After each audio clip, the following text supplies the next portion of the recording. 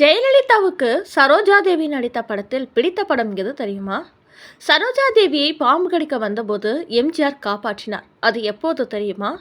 சரோஜா தேவியிடம் அவரது அப்பா இப்படி நீ நடிக்கக்கூடாது என்று சத்தியம் வாங்கினார். அது என்ன தெரியுமா? சரோஜா தேவியிடம் நீங்கள் இப்படி நடிக்கக்கூடாது என்று கேட்டார். அது என்ன தெரியுமா? அடுத்து உலகம் சுற்றும் வாலிபன் படத்தில் நீங்கள் ஏன் நடிக்கவில்லை? ஒரு காவிய படத்தை மிஸ் செய்து விட்டீர்கள் என்று சரோஜாதேவி கூறியதற்கு ஜெயலலிதா சொன்ன பதில் என்ன தெரியுமா? இன்றைய கவர்ச்சி நடிகைகள் பற்றி சரோஜாதேவியின் கருத்து என்ன? இதையெல்லாம் பற்றி தான் இந்த வீடியோவில் பார்க்க போறோம். வாங்க நிகழ்ச்சிக்குள்ள போகலாம். ஏவிஎம் நிறுவனம் தயாரித்த முதல் வண்ண படமான அன்பேவா படத்தில் எம்ஜிஆருக்கு ஜோடியாக சரோஜாதேவி நடித்தார். சிம்லாவில் படப்பிடிப்பு. அப்போது நடந்த பயங்கர சம்பவத்தை சரோஜாதேவியே பின்னர் கூறியிருந்தார். சிம்லாவில் புல்வெளியில் ஒரு காட்சியில் நடிப்பதற்காக எம்ஜிஆரும் சரோஜாதேவியும் தயாராகி கொண்டிருந்தனர். எம்ஜிஆர் திடீரென வேகமாக வந்து சரோஜாதேவியை பலமாக தள்ளிவிட்டார். சரோஜாதேவி 4 அடி தள்ளி போய் விழுந்தார். படப்பிடிப்பு குழுவினர் திகைத்து போய்விட்டனர். என்ன ஆச்சு எம்ஜிஆருக்கு? இப்படி ஒரு காட்சி கிடையாது என்றெல்லாம் திகிலுடன் சிந்தித்து கொண்டிருக்கும் போதே அவர்களுக்கு அதற்கான விடை கிடைத்துவிட்டது. இமாச்சல பிரதேசத்தில் காணப்படும் அரிய வகை 2 தலை நாகம் சரோஜாதேவிக்கு அருகில் சீரியபடி படமெடுத்து நிற்பதை எம்ஜிஆர் பார்த்திருக்கிறார். பாம்பு பாம்பு என்று கத்தி பதற்றத்தை ஏற்படுத்தி நிலைமையை விபரீதமாக்காமல் வழக்கம் போல தனக்கே உரிய சமயோசித்தத்தோடு சரோஜாதேவியை தள்ளிவிட்டிருக்கிறார். அதோடு ஷூ அணிந்து தனது கால்களால் நாகப்பாம்பை எம்ஜிஆர் மிதித்தே கொன்றுவிட்டார். அதை பார்த்தபோதுதான் சுற்றி நின்றவர்களுக்கு விஷயம் புரிந்தது. தன் உயிரை காப்பாற்றியதற்காக எம்ஜிஆருக்கு நன்றி சொன்ன சரோஜாதேவி, பதற்றமான சூழ்நிலையில் என்னை தள்ளிவிட வேண்டும் என்று எப்படி உங்களுக்கு உடனே தோன்றியது என்று கேட்டதற்கு எம்ஜிஆர் அளித்த பதில், இக்கட்டான நேரத்தில் புத்தியை பயன்படுத்துவதில்தான் நம்ம வெற்றியே இருக்கு. எம்ஜிஆருக்கு எப்பவுமே ஓடுற பாம்பை மிதிக்கிற வயசு. அதனால்தான் படங்களில் துள்ளி குதித்து வாள் வீசி கம்பு சண்டையில் சுழற்றி சண்டை போடுவார். எம்ஜிஆரை போல தமிழ் சினிமாவில் சண்டை போடக்கூடிய திறமசாலிகள் மிக குறைவு. சமீபத்தில் பார்த்த தமிழ் படங்களை பற்றி விமர்சனம் செய்ய முடியுமா என சரோஜாதேவியிடம் கேட்டபோது, ஒரு நியூ வியூ படம் தான் நான் சமீபத்தில் பார்த்தேன். பெயரை குறிப்பிட விரும்பவில்லை. இடைவெளி வரை கதையே இல்லை. இடைவெளிக்கு முன்பும் பின்பும் சில ஆபாச அருவருப்பான காட்சிகள், வேண்டாத இடத்தில் பாடல்கள், கலோபர நாடன காட்சிகள். சர்டிபிகேட் பெற்ற படம் எது? தமிழ் பட உலகம் இப்படியே போய்கொண்டிருந்தால் எப்படி? யாராவது ஏதாவது ஒரு வழி செய்ய வேண்டாமா? கதையுள்ள சிறந்த படங்களை எடுத்தால் மக்கள் பார்க்க மாட்டேன் என்றா சொல்கிறார்கள்? வலுவில்லா இன்றைய தமிழ் படங்கள் அதன் தயாரிப்பாளர்களை மட்டுமல்ல, அதில் நடித்த அத்தனை நடிகர் நடிகைகளையும் பாதிக்கும். அதில் முன்னுக்கு வந்து கொண்டிருக்கும் ஒரு நடிகை நடித்திருக்கிறார். இந்த படம் வந்த பிறகு வேறு எந்த படத்திலும் ஒப்பந்தம் செய்யப்படவில்லை என்று கேள்வியுற்று வேதனைப்பட்டேன். முன்பு கூறியது போல கதையமைப்பு இல்லாவிடில் எந்த படமுமே உருப்படாது, நன்றாக இருக்காது. இதை தமிழ் பட அதிபர்கள் உணர வேண்டும். எப்போது நாம் இதை உணரப் போகிறோமோ என்று ஆதங்கப்பட்டு இருக்கிறார். அவரது அப்பா நீச்சல் உடையில் நடிக்கக்கூடாது என்று சத்தியம் வாங்கியதால் கடைசி வரை இந்த சத்தியத்தை காப்பாற்றியிருக்கிறார் சரோஜாதேவி.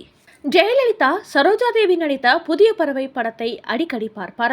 அவருக்கு மிகவும் பிடித்த படம். ஒருமுறை ஜெயலலிதா சரோஜாதேவியிடம், நீங்க இப்போ டாப்ல இருக்கீங்க, அங்க இருந்து எந்த காரணத்திற்காகவும் கீழே இறங்காதீங்க, சின்ன சின்ன ரோல் எல்லாம் ஒதுக்காதுங்க, நீங்க இப்போ எப்படி இருக்கீங்களோ கடைசி வரைக்கும் அப்படியே இருக்கணும் என்று ஜெயலலிதா தன்னிடம் கூறியதாக சரோஜாதேவி தெரிவித்துள்ளார்.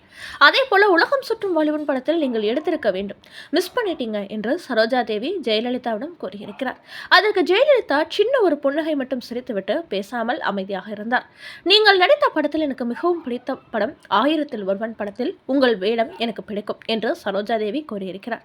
இப்படி ஜெயலலிதா முதல்வராக பதவியேற்ற போது இருவரும் மனம் விட்டு பேசியிருக்கிறார்கள். சரோஜாதேவியின் போலீஸ் அப்பா ஆபாசமாக நடிக்கக்கூடாது, நீச்சல் உடையில் தோன்றக்கூடாது என்றெல்லாம் சொல்லி வைத்தார். சரோஜாதேவியும் தலையாட்டினார்.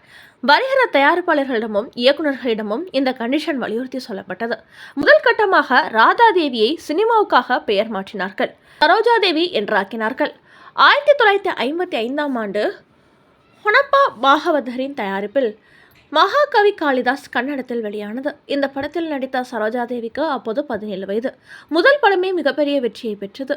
முதல் படத்திலேயே எல்லோரும் கவனித்து பாராட்டுகிற அளவுக்கு முத்திரையை பதித்தார். அப்போது எம்ஜிஆருக்கு இங்கே சோதனை காலம் என்றுதான் சொல்ல வேண்டும். ராஜாவேட படங்கள் ஓடின, ஆனால் சமூக படங்கள் பெரிதாக ஓடவில்லை. தன்னையும் தன் எதிர்காலத்தையும் திட்டமிட்டு கொள்ள பல முனைப்புகள் காட்டினார் எம்ஜிஆர். நாடோடி மன்னன் படத்தை தயாரித்து இயக்கினார். முன்னதாக சரோஜாதேவியை பற்றி அவருக்கு சொன்னார்கள். சரோஜாதேவி நடித்த அந்த படத்தை எம்ஜிஆரும் பார்த்தார். தமிழ் தெரியுமா என்று எம்ஜிஆர் கேட்க தெரியும் என தலையாட்டினார். ஆனால் தெரியாது என்பதை புரிந்து கொண்டார் எம்ஜிஆர். ஆனாலும் தமிழில் பயிற்சி கொடுக்கப்பட்டது. தமிழை வெளிமாநிலத்தவர்கள் கொஞ்சம் முரட்டுத்தனமாக பேசுவது வாடிக்கையாக இருக்க சரோஜாதேவியிடமிருந்து வெளிப்பட்ட தமிழ் கொஞ்சி விளையாடியது. நாடோடி மன்னன் படத்தில் வாய்ப்பும் கிடைத்தது. படத்தின் முக்கால்வாசி காட்சிகள் கருப்பு வெளியில் இருக்கும். பிறகு கிளைமேக்ஸ் வரையிலான காட்சிகள் வண்ணத்தில் ஜலிக்கும். அப்படி வண்ணப்படமாக மாறும்போதுதான் சரோஜாதேவியின் என்ட்ரி இருக்கும். இப்படி வண்ணமயமாக ஆரம்பித்து சரோஜாதேவியின் தமிழ் திரைப்பயணம். கன்னடத்தில் முதல் படம் ஹிட் அடித்தது போலவே இங்கேயும் பேசப்பட்டார். பலரும் ரசிகர்களானார்கள். அடுத்தடுத்த படங்கள் மளமளவென வரத் தொடங்கின. 1958 வெளியான நாடோடி மன்னன் படத்தை அடுத்து ஏகப்பட்ட படங்களில் வாய்ப்புகள் குவிந்தன. பிஸியான நடிகையானார் சரோஜாதேவி. இயக்குனர் ஸ்ரீதர் தன் முதல் இயக்கத்தில் உருவாக்கிய கல்யாண பரிசு படத்தின் நாயகி வசந்தியாக நடித்தார் சரோஜாதேவி. தன் நடிப்பாலும் கேரக்டராலும் கலங்கடித்தார். அந்த படம் ஏற்படுத்திய தாக்கத்தால் காதலித்து தோற்றுப்போன ஆணும் பெண்ணும் காதலின் அடையாளமாக தங்கள் வீட்டில் பிறந்த பெண் குழந்தைக்கு வசந்தி என்றே பெயர் சூட்டினார்கள். கலைஞர் கருணாநிதியின் வசனத்தில் எல்.வி. பிரசாத் இயக்கத்தில் இருவர் உள்ளம் படத்திலும் கனமான கேரக்டர் கிடைத்தது. கருணாநிதி எழுத்தில் கொஞ்சினார்.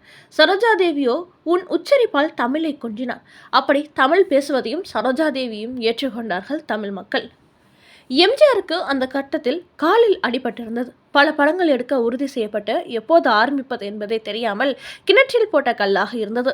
இந்த படம் ஓட வேண்டும் என்றால் எம்ஜிஆருக்கு ஜோடியாக சரோஜாதேவியை போட்டால்தான் தாமதித்த நஷ்டத்துக்கு கணக்கை சரி செய்ய முடியும் என தயாரிப்பாளர்களும் இயக்குநர்களும் முடிவு செய்தார்கள். சரோஜாதேவியிடம் விஷயத்தை சொன்னார்கள். தமிழில் தன்னை அடையாளம் காட்டிய எம்ஜிஆருக்கு நன்றி செலுத்தும் விதமாக நெருக்கடியான நேரமின்மையிலும் கூட பகலொன்று இரவென்று பார்க்காமல் நேரம் ஒதுக்கி கொடுத்தார் சரோஜாதேவி. அன்றைய காலகட்டத்தில் எம்ஜிஆர் படம் என்றாலே சரோஜாதேவி தான் ஜோடி என்ற பேச்சு அடிபட்டது. அதேபோல் சிவாஜிக்கு பத்மினியும் எம்ஜிஆருக்கு சரோஜாதேவியும் இணையான பொருத்தமான ஜோடி என பத்திரிகைகள் எழுதின. ரசிகர்களும் அப்படித்தான் உணர்ந்தார்கள். ஜெமினி கணேசன், சிவாஜி, SSR என பல நடிகர்களுடன் நடித்தார் சரோஜாதேவி. எல்லா நடிகர்களுக்கும் பொருத்தமாகி கொண்டார். அதேபோல் இயக்குநர்களின் நடிகை என்றும் கொண்டாடப்பட்டார். தெலுங்கில் NTR நாயகனாக நடித்து மிகப்பெரிய வெற்றியை பெற்ற ராமுடு பீமுடு படத்தில் தமிழில் எடுக்க முடிவு செய்தார் நாகிரெட்டி. அவர் அப்படி முடிவு செய்ததும் அதிகாலையிலேயே சென்று கதவை தட்டிய இடம் சரோஜாதேவியின் வீடு.